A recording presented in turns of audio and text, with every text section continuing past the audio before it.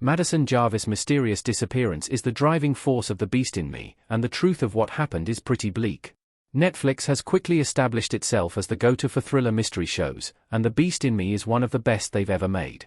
The story follows a writer named Aggie who decides to write a novel about her new next-door neighbor, the suspected killer Nile Jarvis. They develop a surprising friendship, causing cognitive dissonance for Aggie as she investigates the disappearance of his wife. The star-studded cast of The Beast in Me is led by Michael Reese, who plays the enigmatic and bone-chilling Niles Jarvis. Niles is suspected of the murder of his wife, Madison, who disappeared. However, he adamantly denies his involvement. By the end of the thriller, we learn the truth about what happened to Maddie Jarvis. Madison's disappearance in The Beast in Me explained. Madison Jarvis, the wife of wealthy husband Nile Jarvis, went missing in December 2019, and her body was never found.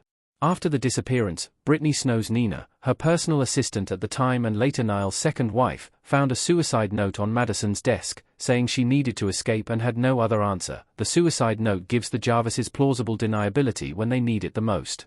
The police could wrap a pretty bow on the case without expending extra money and resources. However, that doesn't change the fact that the public opinion still blamed Niles Jarvis for his wife's death. Why Nile is presumed to have killed Madison courtesy of Netflix. There are three big reasons why the public assumes that Nile killed Madison in The Beast in Me. The most obvious is the well-known fact that intimate partners are the leading cause of women's murders in the United States. There's a reason the phrase, "it's always the husband," comes up so frequently in crime cases. Secondly, the Jarvis family has an inordinate amount of wealth and power. They are real estate moguls. The family would have the ability to cover up Maddie's murder pretty easily and make it look like a suicide or disappearance. Finally, Nile Jarvis and his family were already painted as villains in the public eye before Madison's death. They were under investigation for taking money from the cartel. As such, it wouldn't be a far stretch for the public to believe that Nile or one of his family members would commit a heinous crime. What happened between Madison's disappearance and the start of The Beast in Me?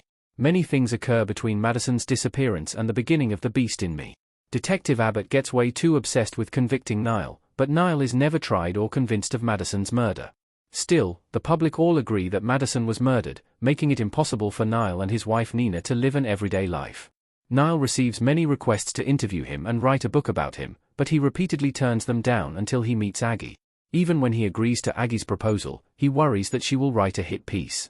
Another significant change is Nile's relationship status.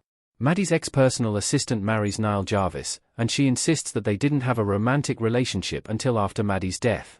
It's implied that Maddie used the family's money to open her art gallery. However, constant pestering and public judgment led them to move to the suburbs. Nile is Madison's killer.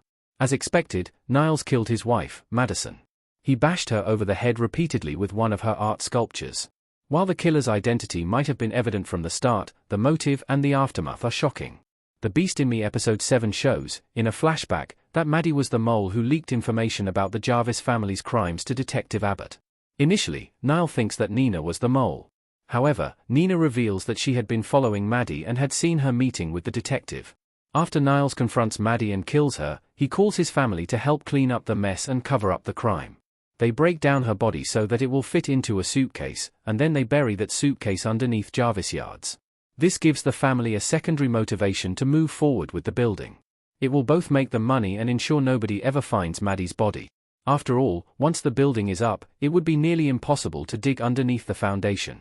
How Nile is caught in The Beast in Me courtesy of Netflix. Nile and Aggie's friendship gets complicated when she realizes that Nile is the killer. When trying to take down Nile, Aggie and Detective Abbott keep running into a brick wall. They can't find evidence of him attacking Maddie or Teddy. If it weren't for Madison's brother, Nile might have gotten away with the murder.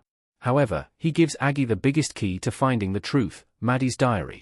When Aggie finally goes through it, she discovers that Maddie wrote the suicide note, presumed to be composed before her death, came from a previous attempt. From there, Aggie tells Nina the truth before turning herself in, hoping Nina will expose the truth. Luckily, Nina steps up and confronts Niles about Maddie's death after she gets home. She pretends like she's just desperate for the truth, but she actually records the entire conversation on her cell phone. She sends it to the FBI and also sends it to Nile, proving to him that he no longer has power over her. The final nail in the coffin is the fact that Nile's uncle, Rick, who was the lackey doing the dirty work for the entire family, agreed to testify in exchange for a lesser sentence. Ultimately, Nile has no choice but to plead guilty at the end of The Beast in Me.